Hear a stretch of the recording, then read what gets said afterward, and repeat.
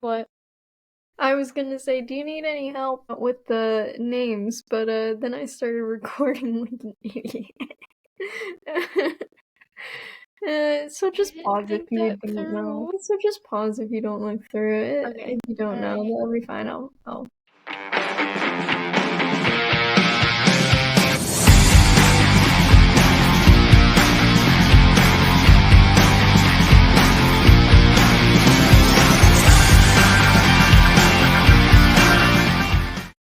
First things first, welcome back. It's been a week, unless you've seen us in any of our extra videos. But first of all, I'd like to say I hope you guys had a happy Thanksgiving or a happy holiday, depending on what you're celebrating. Don't forget to subscribe, leave a like and comment, and turn on our post notifications. Check out our links in the descriptions for our other social media pages. We are now trying to get to 500 subscribers by the end of this year. If we hit it, we will be doing a giveaway to 5 people instead of 1. So please subscribe. Join our chaotic duo. Yes, very, very chaotic. Goodness. Okay, so back to stupid statistics. So first things first, let's talk about this. If you're a Drake fan, if you're not a Drake fan, I'm personally not one. Drake lost $210,000 by betting on Charles Leclerc to win the Las Vegas Grand Prix. I mean, let's be real here. It's the Drake curse. Just saying. Yeah, it wasn't Just even close. no. Now, anyways, there were at least 22 FBS teams involved in some kind of on-field brawl or other extracurricular physical violence this week. Yes, like every other video I got on my social media pages was them just fighting. I'm like, chill, it's the week of Thanksgiving. We're supposed to be thankful. I think it's ironic that they made rivalry week Thanksgiving week. Yeah. It was just like fight after fight after fight, and it continued on into the NFL today with multiple fights. Yep. Like, what was in the air this week? I at first, Literally. I don't know. Anyway, the New York Jets are the first team in Super Bowl era to be favored in 9 of their first 12 games and be 3-9 or worse. There has been no other 3-9 team that was favored in 8 of their first 12. Yeah, so if you haven't seen our other videos, the Jets suck. That's the only way to put it, is that the Jets suck, and their organization honestly looks worse than the Bears at this point, because you've seen the Bears have been fumbling week after week after week, and here come the Jets. They were favored in the preseason coming into the season to win 9 out of their first 12 games, and they've only won 3. It's so bad. Hey, I'm just saying, like, they're not a great team. I'm sorry if they're your favorite team, but again, if they're your home team, I don't even like my home team, and that's because they're not good, so. Hey, if you love them, I respect it. You're loyal. You are some loyal people, but they're rough. Anyways, so after that, the Lions OL Penei Sewell, correct us if we're wrong, Yeah, that's my has baby. allowed 0 sacks this season, but he has taken 1 sack while at quarterback. Yeah, so the Lions had a trick play, and they ended up pulling him, and it looked like he was gonna throw a touchdown, but he ended up taking a sack instead. So while this man has not given up a sack because he's an offensive lineman, he's protecting his quarterback, he's actually taken a sack during their trick play. Happens to the best of us. 49ers linebacker Fred Warner is set to play his 9th straight game with a fractured ankle. He has played since week 4 with a broken ankle. I don't know how I feel about that. Well, they can't afford to lose another player on defense because Nick Bosa just went down. Tarvarius Ward is expected to come back after his daughter died, so they're kind of depleted on their defense, and he's just choosing to play. I mean, hats off to him, respect to him. Like, Yeah. I couldn't be doing this.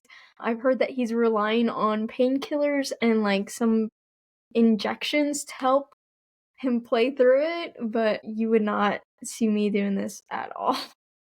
I mean, I'm not saying it's like they shouldn't be doing that, because like I get it, but also like I know he's in a lot of pain right now, and then when the season's over, he's gonna need a lot of time to recover from this, because he's just putting more and more damage to that.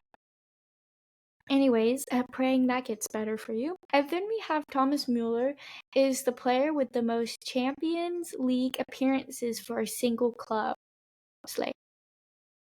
Yes, so he has 155 appearances with Bayern Munich across every single Champions League season that he's played in. There have only been 3 other players who have made more appearances in the competition overall. This is between multiple clubs, but Mueller holds it for the most appearances with a single club. So the other 3 are Cristiano Ronaldo, Lionel Messi, no shock there, and then Iker Casillas, who was Real Madrid's legendary goalkeeper. So, but hats off to Thomas, like, that's crazy. 155 appearances in the Champions League with one club. That's mind blowing. Crazy. Respect to him. And then Manchester City have conceded more goals in Manchester than Manchester United have. 14 goals compared to 11 goals. Yeah, so you know how I'm always ranting about Manchester United and how they suck. So this statistic makes me wonder how bad City actually is. Pipes down here decided to go off. But yeah, shocking. Pep Guardiola is now winless in his last 7 games for the first time ever in his managerial career. It's a big word for Elmo. Why was it so hard for me?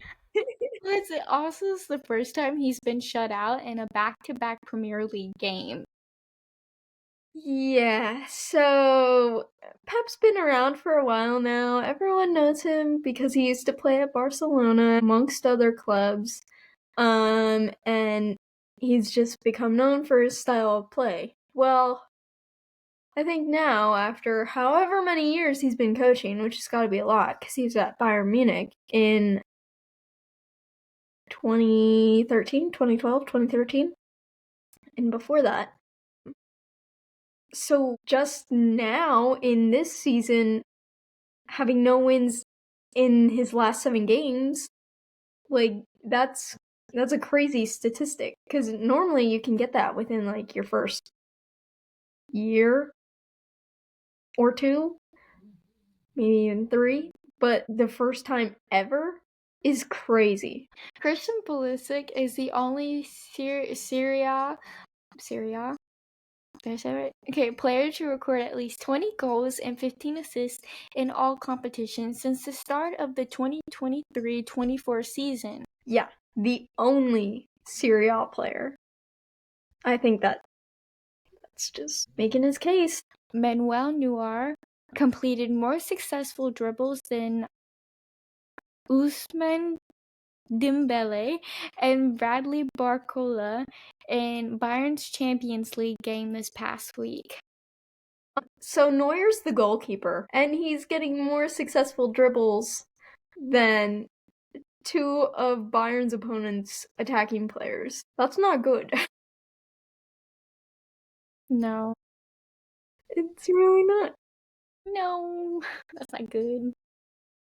Anyways, speaking of soccer, now to soccer. Alright, well, we'll start off in Serie A, because we were just talking about Serie A. I guess I should have said Serie A. Alright, well, we're moving over to Serie A. So AC Milan won 3-0. Unfortunately, I didn't see anything from Christian Pulisic. He might have had an assist. Wait, yes, I did, because people were saying that giving him the assist was controversial. So I saw that on Twitter. And then Juventus tied 1-1 as well. And then in the Premier League, Man United beat Everton 4-0. Arsenal beat West Ham 5-2. Chelsea beat Aston Villa 3-0. And Tottenham and 10-men Fulham tied 1-1. And then finally, my game that I had on my calendar to watch, but I didn't watch because too many things were going on at this time. Liverpool beat Manchester City 2-0 to solidify their lead at the top of the Premier League table. And then over to La Liga, Real Madrid won 2-0. Atleti won 5-0 over Valladolid. Dolded? I don't know. Just go with whatever. And then Barcelona lost 2-1 to 14th place Las Palmas. So Barca actually dominated the statistics with 71% of possession and 7 corners and 21 shots, with 8 of those shots being on target. Barcelona is now without a win in their last 3 La Liga games. So they're dropping some points here and letting Real Madrid back into the title race, which I'm not a fan of. That's great. And then we are over to the Bundesliga. Bayern had a late comeback against Borussia Dortmund to tie 1-1. Harry Kane actually had an injury. He was replaced in the 33rd minute of the game, so that's unfortunate. And they were saying it's a muscle tear or muscle fiber tear somewhere in his leg, so that's not great. Hoping he can come back soon, but we have a really big game against Leverkusen on Tuesday, and I doubt he'll be available for that, so that's not great. Jamal Musiala actually scored our goal in the 5th minute. I believe it was another header for him, so that brings his headed goal total to 5 for this season, which is crazy because normally you don't see him heading the ball for goals, but clearly we've seen it 5 times this season, so it's great. But now Bayern is 4 points clear at the top of the table. We are ahead of Frankfurt now. I explained that last week, why Frankfurt's in second. So we actually received an injury boost this past weekend. There's hope that Alex Pavlovich will return to the team for the game next weekend against Heidenheim. And that could be a really huge boost for us, and just gaining another player back to play in our midfield, which would help a lot, considering we've had to change and we've had other injuries to our other midfielders that were supposed to be coming in and playing for him. So hopefully he returns so we can get some depth to our lineup, because we don't have that clearly. And this game against Leverkusen in the DFB Pokal is going to be a tough one, and we need to win to go through to the next round. Gosh. And last week was the Champions League, as I mentioned, and we will be doing another bonus video on that this week, so stay tuned for that one. We actually already have it recorded. We are just editing it, and we want to make it look good for you guys, so it'll be out this week. And then I feel like I had something else for soccer, but I honestly don't remember what it is. So we're transitioning to the NFL. And luckily, we got to it just in time. We're recording early, so we don't have the scores yet for the 49ers and the Bills. So if that will happen later, so we'll just add it into the video as just the score at the end. Yeah. So here are the scores. The Lions beat the Bears 23-20. Cowboys beat the Giants 20-20. Packers beat the Dolphins 30-17. Chiefs beat the Raiders 19-17. Texans beat the Jaguars 23-20. Colts beat the Patriots 25-24. Chargers beat the Falcons 17-13. Seahawks beat the Jets 56-21. Commanders beat the Titans 42-19. Steelers beat the Bengals 44-38. Vikings beat the Cardinals 23-22. Rams beat the Saints 21-14. Buccaneers beat the Panthers 26-23. It did go into overtime because it was 23-23, but the Bucs scored. And then again, like I said, the 49ers and the Bills are playing tonight at 8:20, so we will add that score in later. Is that the wrong score? No, you just didn't say it. I didn't? No, okay, the Eagles beat the Ravens 24-12. My brain is not working today. And then again, the Browns and the Broncos are tomorrow night at 8:15 p.m. Eastern time. I don't know why I skipped that. I just messed up the scores for once in my life. You were going so smooth through it, and then you just skipped over the one line. I'm so mad at myself. So disappointed. I've never done that before. Actually, I have. It was last week's video, but it got cut out. You're But welcome. it wasn't this. It wasn't the scores. It was stupid No, statistics. it's something else. Because I edited it. You did it earlier too in our recording. Yeah, I did. What is wrong with me? I need to start like color coding every other line so I can keep track. After you go over it. Alright, so I don't really have anything to recap because I didn't watch any games today. But I did watch the Lions and the Bears and the Cowboys and the Giants on Thanksgiving. I didn't watch the Packers and Dolphins or Chiefs and Raiders though, because I low-key forgot about them. I watched the Chiefs games because I told my papa we're not rooting for him, and he was like, chill, okay. Don't drag him, by the way. He's not into sports. He just likes me, so he'll root for anyone I like. But I can give you one recap because this actually made my social media page. The Patriots kicker went for a 68-yard game-winning field goal and he was shy by like a yard, which is very unfortunate. So that gave the Colts the win, but that's all I pretty much watched. I mean, I watched the Bears come back and not let the Lions score at all the second half, and then they fumbled that because of the time management by I don't even know who to blame for the time management because I don't know who. I know some teams do it with the quarterback. I know that some teams have someone in the boxes above the field radioing in, and I feel like it should be the coach in this particular thing, but this is my segue into my next point. So, the Bears fired head coach Matt Eberflus, one of the two, after fumbling the clock management for the Bears on a game-winning drive in their game on Thursday. So they let the defensive lineman tackle the quarterback, and there was like 36 seconds left or something like that in the game. And that's when they should have taken their timeout. But they let the clock run, they set up another play, and when it was 4 seconds left in the game, they snapped the ball and he throws it to his wide receiver, but it's too high up. But there was no flag or anything, so that didn't come into effect. But they let the clock run off 30, and they should have taken a timeout to stop the clock, because then they could have run 2 plays. But yeah, they did not do that. Natalie beat me by 50 points. That's unfortunate. You know, she deserved it. Good for her. I just saw.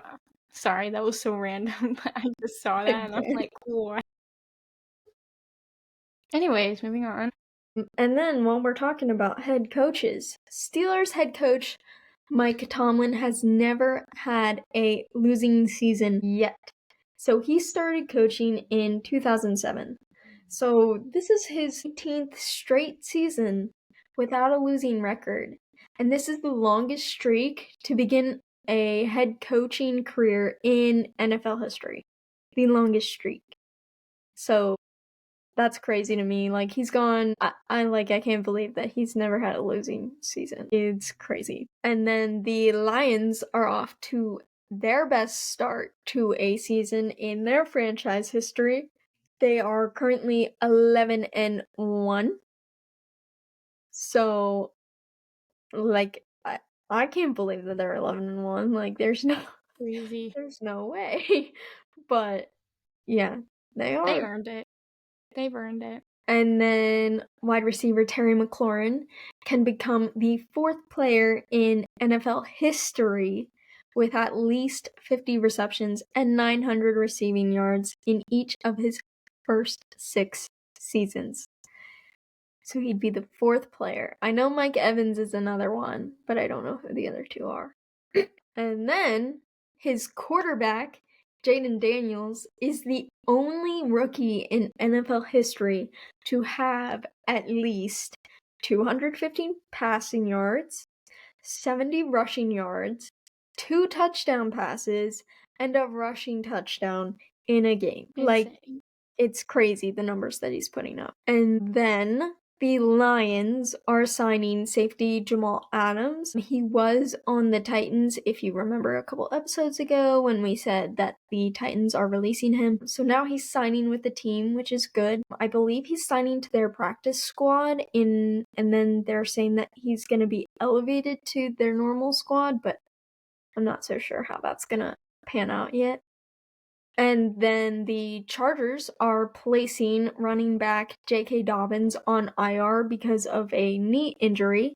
He is expected to be out for a minimum of 4 weeks. And then Giants rookie tight end Theo Johnson is most likely done for the rest of the season after a foot injury during the team's loss to the Cowboys on Thursday. And here's where it gets even worse. So the Giants All-Pro defensive tackle, Dexter Lawrence, aka Sexy Dexy, is expected to be out long-term after suffering an elbow injury. So this was initially ruled as a dislocated elbow, and he appeared to the media in a sling after the game. So yeah, it's not looking great for the Giants. So yeah. But in other news, apparently Daniel Jones has signed with the Vikings. So, yeah. Now to F1. Again, this week we are doing an F1 video by itself because there's always a lot to talk about and you guys don't want to watch an hour-long podcast. No? Okay, I thought so. So, be sure to be on the lookout for our F1 video this week. We will be previewing the upcoming race weekend and this past week race weekend. So yeah, keep a lookout for that. Yeah, and we do this so, like Julie said, you don't have to watch an hour-long podcast, but also so we don't have to record an hour-long podcast, because that makes editing so much fun. So, therefore, you're getting a separate episode with F1. We have other busy lives too. We're just not we would love to be full-time podcasters. We would love that. Yes. But no, we both work well, I haven't started my job yet, but I will. So we both work very normal jobs, and so, life's life. Okay, now to radar points. So I think my game this week will be the Packers versus the Lions. They've both been having a great season. I mean, again, the Lions is 11-1, right? And so, I don't know the Packers score, but I know they've been at least winning every other week. So they've been doing really good. Yeah, so the Packers are 9-3, and not only that, but the Lions and the Packers are in the same division. So this has division complications in play here. So, yes, watch the Packers versus the Lions. It will be a great game to watch because both heavy sides. If the Lions lose, they've lost their 11-week streak. If the Packers lose, they lose their 9-week streak. So it's going to be a very intense game, very competitive. So, yeah. Well, I don't think the Packers won one at the beginning. They're not on a 9-game win streak though. No, because they won their I thought first they one lost a couple weeks ago. And then they won 2 more because Malik came in, and then they lost because Jordan Love came back. So yeah, they're not on a 9-game win streak. That's what I thought. I was like, I swear they lost a couple weeks ago, if I was correct. Yeah, they're all over the place. They're on a 3-week streak. Either way, they're competitive. I think it will be a good game to watch. So I'd agree. And then my 2 things to watch this week: the DFB Pokal, which will be Bayern versus Leverkusen, as I talked about earlier on in this episode. I'm pretty sure I don't need to tell you why to watch that, because I did say that earlier on in the episode. So if you just fast forwarded through the video, go back to the soccer section and listen to why. And then my other thing is the Abu Dhabi GP this weekend. This is the last GP of the season. It's just so unfortunate for people in the US because the times are wild and I am not getting up to watch it at 4:30 in the morning on a weekday. So yeah, but the actual GP will be on Sunday at 8 a.m. That's what I said earlier, right? Yes. Alright, well, we're just gonna go with 8 a.m. If it's not, guess we'll have to correct that. You'll find out more in our F1 video. True, yeah. Alright, well, that's it for this week's episode. Don't forget to subscribe and like this video if you think the Giants or the Panthers will have the #1 overall pick for the NFL draft next season. Comment what you think Manchester City needs to do in order to stop losing. Don't forget to check out the links in the description below for our other social media pages. We have Instagram, Facebook, Twitter, TikTok, and a whole bunch of other stuff. So if you want to stay up to date, go and follow those pages. Also, we are trying to hit 500 by the end of the year, guys. That would be so awesome if we could hit 500 by the end of the year. If we hit this by the end of the year, this is the caveat, if we hit it by the end of the year, we'll do it for 5 people rather than 1.